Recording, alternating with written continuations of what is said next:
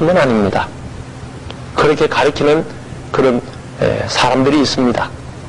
그것은 절대 속지 마십시오. 그러면 이 믿는 사람이 그렇지 않냐. 근데 누가복음 16장에 보면 나사로와 부자의 말씀이 있습니다.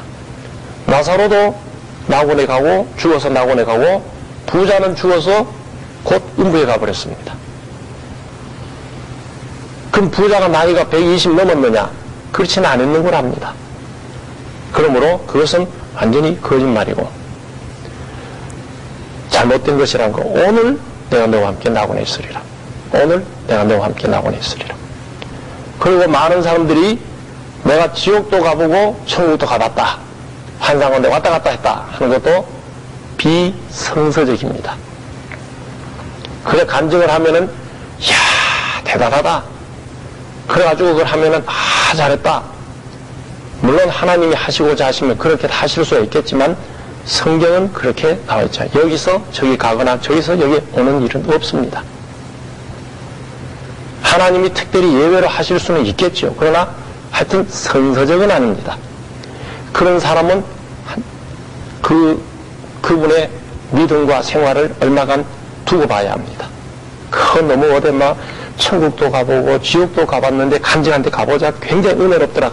은혜로운 것이 아니라 그건 위험한 곳입니다. 그 다음에 이 낙원이란 게 무엇이냐 그러면 낙원이란 것이 무엇이냐 구약 성경에 3번 나오고 신약 성경에 4번 나옵니다. 낙원이란 것이. 낙원이란 것이 무엇이냐 여기서도 신학자들 간에 약간의 견해가 다른 경우가 있습니다. 이건 영적인 세계고 사후 세계니까 우리가 자세히는 알지 못합니다. 그러나 많은 분들의 지지를 받고 공통적인 것은 예수님을 믿다가 육으로 죽은 사람은 육은 땅에 두고 영혼이 가는 곳이 낙원이다. 그 어떤 분은 영만 간다, 혼은 안 간다. 뭐 그런데 우리 그건 잘 모르겠어요. 하여튼 내 속 사람이 가는 곳이 예수님을 믿다가 구원받은 사람이 가는 곳이 낙원입니다. 그럼 어떤 사람 바로 천국 간다 그러지 않냐? 그는 그냥 줄여서 천국 가는 건 틀림없으니까 그저 천국 간다고 그렇게 표현을 하지요. 그러나 일반적으로는 예수님을 믿다가 죽은 사람의 이 속 사람, 영혼은 낙원에 가 있는다. 그럼 믿지 않는 사람은 어떻게 됐냐? 음부에 가 있다. 그렇게 이야기를 합니다. 그런데 이 음부라는 것은 구약의 개념의 음부와 신약의 개념 음부와는 조금 다릅니다. 구약에는 죽음 자체를 음부라고도 말합니다. 또 구약에는 무덤 자체를 음부라고도 말합니다. 그런가 하면은 여기 죽은 모든 영들이 가서 대기하는 곳 아니냐 하는 거 그렇게도 생각해서 구약에는 음부라는 것을 그렇게 썼는데 신약에는 낙원과 반대되는 곳 그것을 음부라고 해서 믿지 않는 영혼들이 죽으면 미안합니다. 가가지고 예수님 재림하는 그날까지 기다리는 곳이 음부로 그렇게 알고 있습니다. 그럼 예수님이 재림을 하면은 먼저 주 안에서 죽은 자들이 먼저 부활하죠. 그러니까 예수님을 믿다가 죽은 사람들, 그 사람들이 먼저 부활합니다. 부활의 몸을 다시 하고 그냥 낙원에 있던 그 영혼들이 이 육을 입고 그리고 천국으로 들어간다. 그렇게 이제 보죠. 뭐 거기서 뭐 공중재림이 있다 어떻다 또 뭐 이런 이론이 있습니다. 어쨌든 이제 그 다음에 가는 것이 천국이다. 그렇게 생각을 하고 그 다음에 음부에 있는 사람 물론 그때 예수님 재림할 때 살아서 예수님 믿는 사람들이 호련히 그 몸이 변화돼서 다 공중에 끌려 올려서 그냥 그 천국으로 들어가고 그 다음에 이 음부에 있던 사람들도 이 몸을 입어서 부활을 합니다. 예수 안 믿는 사람도 부활 안 하는 게 아니라 그 사람들도 부활합니다. 부활을 해서 이 사람들은 어떻게 되느냐 하면 이제 지옥으로 들어간다. 그렇게 되게 알고 있습니다. 그래서 여기서 이제 우리가 낙원이란 것이 무엇이냐 일반적인 이제 해석은 이렇게 많은 사람들이 그렇게 지지를 하고 그렇게 믿고 있습니다. 그리고 또 그보다가 좀 다른 어떤 이론들이 있을 수 있으나 이것이 일반적인 이론이라는 것을 우리가 알 수가 있습니다. 그래서 오늘 여기 보니 강도도 행악자도 예수님을 알고 자기의 잘못을 뉘우치고 믿을 때 구원받았다. 하는 것을 우리가 볼 수 있습니다. 그러면 우리가 이 땅 위에 어떤 사람이라도 예수님을 알고 자기의 지금까지 살아온 삶이 잘못이란 걸 뉘우치고 회개하고 예수님을 마음에 영접하고 믿을 때 구원받을 수 있다는 것, 그것을 우리가 알 수가 있습니다. 그리고 또 예수님은 십자가상에서 한 영혼이라도 자기에게 오는 사람 결코 외면하지 않는다는 것, 이때 몹시 괴롭고 고통스러웠을 텐데도 그 강도를 외면하지 않는다는 것, 너 같은 사람은 난 필요 없다가 아니라 내가 오늘 너와 함께 나오리라, 오늘 같이 간다 하는 이런 확답을 주는 것을 우리가 볼 수가 있습니다. 같이 기도드리겠습니다. 오늘의 말씀은 가상 실현 중에 가상 십자가상의 말씀, 그 7번 하신 말씀 중에 3번째 말씀이 됩니다. 첫 번째 말씀은 아버지여 저희를 사하여 주옵소서, 자기 하는 것을 알지 못함이니라 해서 누가복음 23장 34절의 말씀이었습니다. 두 번째는 어저께 아침에 말씀드린 대로 역시 누가복음 23장 43절에 보면 내가 진실로 내게 이르노니 오늘 내가 나와 함께 낙원에 있으리라 하신 말씀입니다.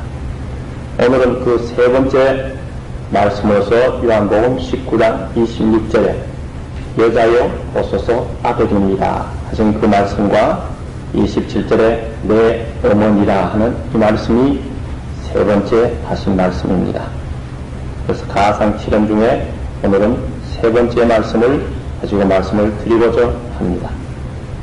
첫 번째는 그 원수들을 위해서 기도하시고 그들의 죄를 위해서 기도하시고, 두 번째는 한 영혼을 구원하시는 주님의 모습을 봅니다. 오늘은 십자가상에 서신 그 어머니 마리아를 생각하면서 어머니에 대한 효도에 대해서 말씀을 하고 있는 것을 볼 수가 있습니다. 예수님께서 이때는 십자가에서 가진 고난을 당하시며 죽음 직전에서 매우 괴로웠을 것입니다. 그러나 그 어머니를 보시고 어머니에 대한 그 자기가 못다한 효도, 자기가 할 수 있다고 해서 할 수 없는 것을 그 제자에게 부탁하는 말씀이 여기에 나온 것을 우리가 봅니다. 이제 마지막 죽어가는 그 순간까지 인륜으로서 하나님의 아들로서 우리 하나님 아버지께 대한 뜻을 다 이룰 뿐만 아니라 이 땅에 오셔서 육신의 어머니 되신 그 마리아에 대해서도 무관심하고 그냥 나는 하나님의 뜻을 이루니까 그렇게 아쉬워하고 끝나는 것이 아니라 육신의 부모에 대해서도 마지막까지 이래 책임을 지는 것을 우리가 볼 수가 있습니다. 이때 마리아는 십자가 곁에 섰더라는 것이 25절에 있습니다. 예수의 십자가 곁에는 그 모친과 이모와 그로바의 아내 마리아와 막달라 마리아가 섰는지라. 그 십자가 곁에서 마태나 마가에 보면 조금 멀찌감치 서 있었다고 했습니다. 어쨌든 십자가 바로 밑은 아닐지 모르나 어쨌든 그 부분에 서 있었는 것은 사실인 것 같습니다. 그래서 그 어머니에게 여자여 보소서 하시면서 말씀하신 것을 우리가 볼 수가 있습니다. 누가복음 2장 35절에 보면은 그런 말씀이 나와 있습니다. 내 마음에 칼이 내 마음을 찌르듯 할 것이다. 예수님이 탄생하시고 성전에 들어갔을 때 시몬이라는 사람이 성령의 감동함을 받아서 예언의 말씀을 합니다. 이 아이는 이방에 비치는 빛이 되고 구원의 길을 인도하지만은 내 마음은 칼을 찌르듯 할 때가 있을 것이다. 아마 십자가에 달리신 그 육신론적으로 아들인 예수님을 바라볼 때 그때 심정으로 이미 예언하신 거로 알고 있습니다.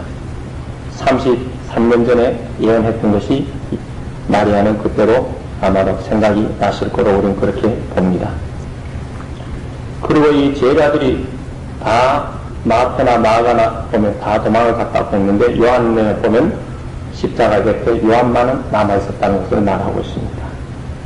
그래서 도망을 처음에는 갔다가 그게 또 찾아왔는지 아니면 처음부터 있었는지 그것은 잘 모르겠습니다만은 그러면 마태, 마가 같으면 다 도망 같은 걸 놓고 왜 여기는 요한이 있다 그러냐. 이 유대인들이 보면은 과장이 또 한국 사람하고 좀 비슷합니다. 이 성경에 보면 여러분들이 그것을 좀 이렇게 잘 보셔야 됩니다. 그런 걸 잘못 보시고 성경이 이렇다 해가지고 하면 잘못 이렇게 해석할 경우가 있습니다. 유대인들의 풍속은 한국 사람처럼 좀 과장이 많습니다. 제가 어릴 적에 국민학교 다닐 때 보면 그 영화를 잘 못 볼 때인데 10월에 영화가 가끔 1년이나 혹은 2년에 한 번씩 오면은 동네 사람들이 많이 갑니다. 그래서 갔다 온 사람들이 이야기가 온 동네 사람 다 나왔다 그래요. 3분의 1도 안 나오는데도 온 동네 사람 다 나왔다 그래요. 이 과장이 있죠. 많이 왔다는 것을 표현하기 위해서 온 동네 사람 다 왔다. 실제로 온 동네 사람 3분의 1도 안 갔는데 다 왔다고 그렇게 이야기합니다. 여기에도 보면 12제자 중에 하나만 남고 11가 도망, 물론 하나는 이미 죽어버리고 13을 도망가서 다 도망갔다 해도 될 수는 있잖아요. 좀 과정법으로.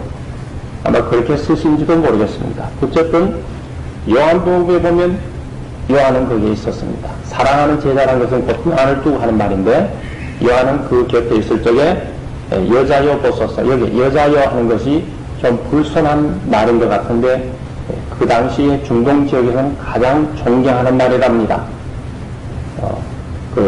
누구요? 옥타비니우스가 그의 이제 안토니오스입니까? 클레오파트라를 보고 여자요 그렇게 했답니다. 자기 왕후를 보고도 여자요 이런 말을 쓰고 가장 존경하는 존대 말이 중동 지역에서는 지중해 연안에서는 여자요 하는 그런 말을 쓴답니다. 아무에게나 쓰는 것이 아니라 대개 궁중에 있는 여자들에게 쓸 때 이런 말을 쓴다고 한답니다. 그러니까 십자가상에서